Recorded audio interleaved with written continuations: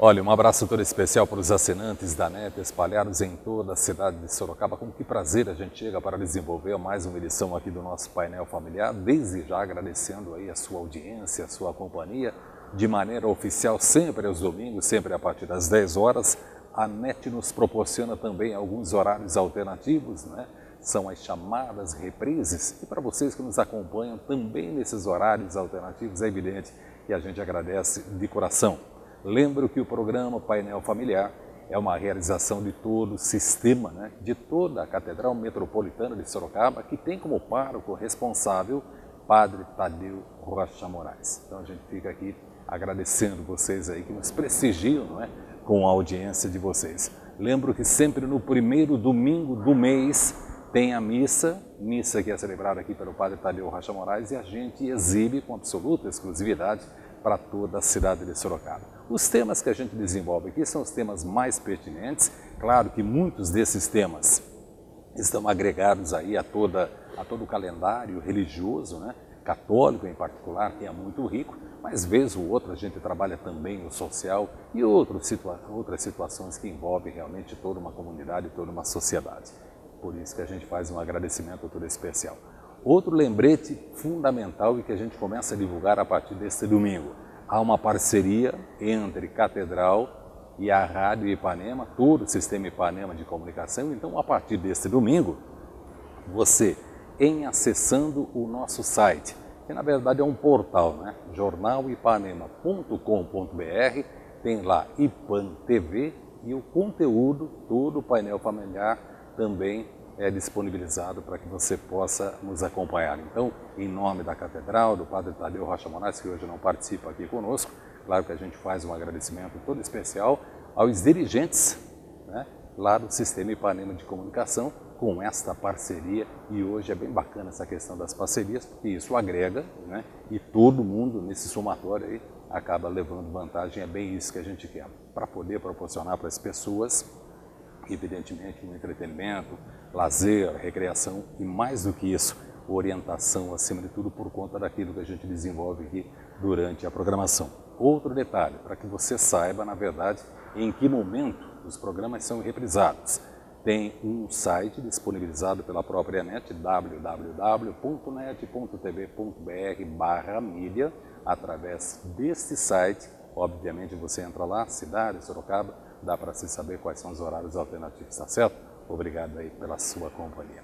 Bem, hoje nós temos aqui dois convidados ilustres. O nosso querido Ayrton Tadeu Barros Munhoz está voltando. É que ele foi bem naquele Ibope, né? Deu um Ibope bacana da última vez que ele participou aqui conosco. Então, atendendo a pedidos, né? O Ayrton está retornando aqui com a gente. Ele trabalha na terapia de casais, psicólogo do Tribunal Eclesiástico de Sorocaba, e é por aí que a gente vai desenvolver durante toda a programação hoje, porque como tema principal tem essa questão da nulidade matrimonial. E falar em matrimônio é sempre muito bacana, porque é um dos grandes sacramentos, dos 7 que nós temos, todos são importantes, né? Mas quer me parecer que, até por conta do que a gente vai desenvolver hoje, a questão matrimonial é sempre um sacramento fundamental para todas as pessoas, e a igreja trabalha isso, na verdade, com muita eficiência e com muito carinho. Então, o Ayrton é nosso convidado todo especial hoje. Como também o Padre João Orsi. Estava olhando aqui, olha que responsabilidade, hein? Vigário judicial, presidente do Tribunal Eclesiástico, e não envolve só a cidade de Sorocaba, são muitas das cidades que integram aí a nossa arquidiocese, e tem uma província. Depois o Padre Orsi nos explica qual é o tamanho dessa responsabilidade. Aliás, já quero o bom dia do senhor, viu, Padre Orsi? Está tudo bem? Tudo bem, graças a Deus. Bom dia, muito obrigado pelo convite e pela acolhida aqui no seu programa. Que bom tê-lo conosco aqui. Muito obrigado. Quando a mídia toma a iniciativa, principalmente uma mídia televisiva, não é, de abordar esses assuntos que tem um grau alto de complexidade, para a igreja em particular, para vocês, né, em particular, isso é bom? É o momento eu não diria da visibilidade, porque isso é uma coisa natural, mas é o momento em que vocês têm o espaço para poder orientar as pessoas leigas, a rigor, né, que estão do outro lado? É bem isso ou não? Sem dúvida nenhuma, acho que é de suma importância este convite que a mídia nos faz, de modo especial o seu programa hoje aqui, para possamos falar a respeito da vida matrimonial dos casais, que hoje, sem dúvida, é muito problemática, né? E que envolve questões matrimoniais, de modo especial no Tribunal Eclesiástico, no que diz respeito à nulidade do sacramento do matrimônio. Tá certo, a gente vai falar muito a respeito disso, viu, Padre Ossi? Pode ter certeza. Se prepare aí, tá bom? Porque aqui a gente costuma dizer o seguinte, quanto maior é o currículo, mais a gente explora o convidado, tá certo? Muito obrigado. E eu na comissão de repórter, perguntar é sempre muito mais fácil, mais tranquilo, então eu vou perguntar o tempo todo, né? Meu querido Moés, tá tudo bem? Que bom tê-lo de novo com a gente aqui. Puxa, eu queria agradecer mais uma vez, que para mim é um prazer, como você falou, da mídia hoje. Realmente essa questão conjugal hoje em dia é muito recorrente nos consultórios, a gente recebe muitas pessoas, é um sofrimento muito intenso, realmente. Então, eu agradeço muito a oportunidade, um bom dia aos telespectadores. Bacana, nós é que agradecemos e bom dia para você também, muito bom tê-lo participando aqui da nossa programação.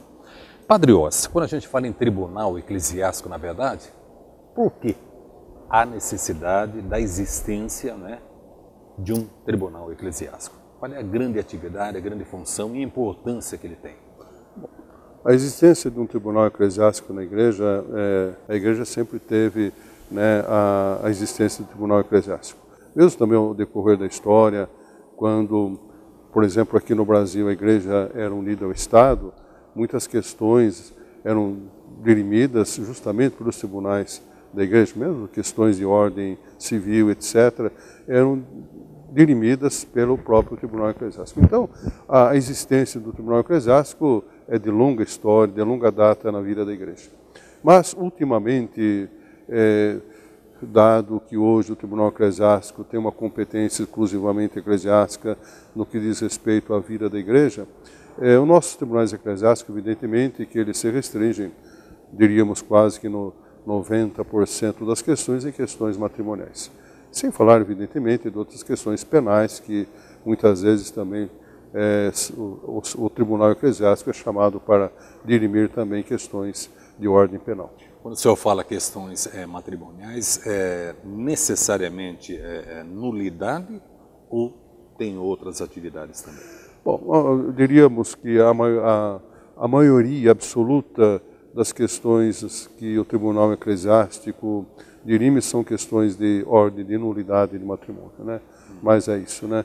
Agora, essas questões, às vezes, de atendimento a casais que estão com problemas, com dificuldades, fica mais na esfera da ordem de direção espiritual, ou do pároco, de um sacerdote especializado. Há questões que a gente se dirige e se direciona para um psicólogo, porque às vezes percebemos que, muitas vezes, as questões matrimoniais de casais que estão em crise, com problemas, envolve, evidentemente, problemas de ordem espiritual, sem dúvida nenhuma, mas às vezes, fundamentalmente, um problema de ordem psicológica. Então a gente dirige para profissionais, evidentemente cristãos, que podem ajudar um casal a se libertar de suas dificuldades matrimoniais. É aí que entra o nosso querido Munhoz. Eu já tenho uma pergunta para você, Munhoz, e já tenho pelo menos uma meia dúzia por conta disso que o senhor acabou de colocar, viu, Padre Ossi?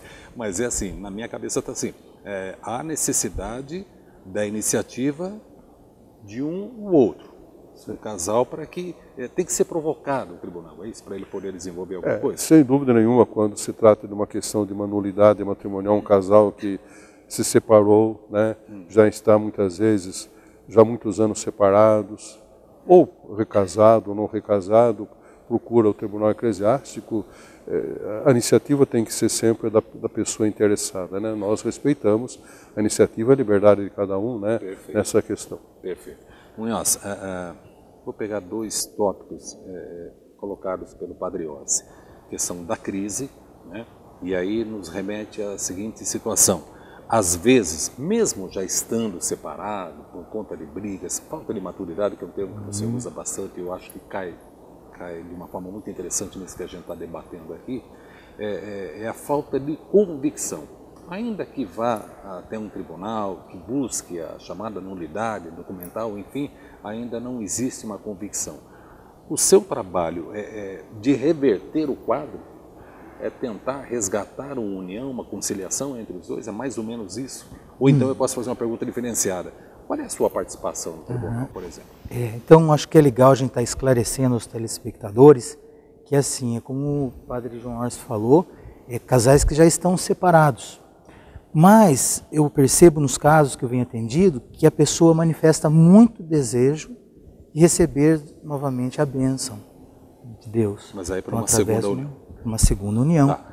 Então, se trata de uma reconciliação. Você não vai trabalhar nesse sentido. Não. E é justamente esses casos que vêm com uma dúvida. Qual é a dúvida? Se na ocasião que eles decidiram, que eles contraíram o matrimônio, se eles estavam maduros, tinham condições mentais preparados para estar enfrentando para estar recebendo a bênção mesmo. Então eu percebo que são pessoas que agora eles sentem a necessidade, que eles estão em um novo relacionamento, sentem necessidade novamente de assumir a vida religiosa por conta da questão da separação, que torna impeditivo em alguns casos, por exemplo, batizar os filhos, da segunda união, tudo, mas a pessoa quer ter novamente o sacramento do matrimônio. Tá. Então, Padre, fica muito claro isso. A partir do momento que o tribunal trabalha com esta questão, é exatamente para que ou um ou outro, ou os dois, tenham a possibilidade lá na frente de contrair um novo matrimônio e possam passar por todo o processo, todo o ritual que a igreja disponibiliza. É isso, a rigor. Evidentemente que é isso, né? Mas, sobretudo, acho de modo todo especial, além de todas essas formalidades, veja bem, o matrimônio cria uma união indissolúvel entre as partes. E a igreja, ao verificar se foi válido ou não foi válido uma união, e nós nos reportamos sempre, como o professor Ayrton falou, né, sobre o momento da celebração, por ocasião da celebração, verificar se o casal tinha a possibilidade de um verdadeiro consentimento. Porque o que faz o casamento é o consentimento, o sim mútuo que um dá para o outro. E às vezes a pessoa não tem condição para isso, ou falta de maturidade, problemas de ordem psicológica, ou às vezes é levado por impulso, muitas vezes levado até por medo, né, porque se sente obrigado a casar, né, moralmente ou pela própria situação familiar ou mesmo social, né? Então leva ao casamento, ao casamento. Então a igreja verifica se por ocasião da celebração houve ou não o verdadeiro casamento. Agora, qual a finalidade da declaração de nulidade? Não é simplesmente, né, por poder batizar filhos, etc., mas é sobretudo para resgatar o sacramento do matrimônio em casais que já estão em segunda união, né? Que às vezes estão juntos, estão vivendo bem, muitas vezes de uma maneira muito santa, até poderíamos dizer, mas que lhes falta a graça do sacramento. Isso que a igreja pretende, né? Realmente ajudar os casais a se santificar através do sacramento do matrimônio, que infelizmente muitas vezes não tem essa graça, porque não tem a possibilidade ainda de se casar no religioso. Munhoz, vou fazer uma colocação aqui bem leiga e por favor, né? Discordem, rebatam, discutam, o que vocês fizerem aí está valendo, porque vocês são os profissionais, entre aspas, assim, da área. A partir do momento que você trabalha com um casal e aí faz a terapia no sentido de ver como é que está aquela união, por que as crises existem, a questão da falta de maturidade, tudo isso que a gente está colocando aqui,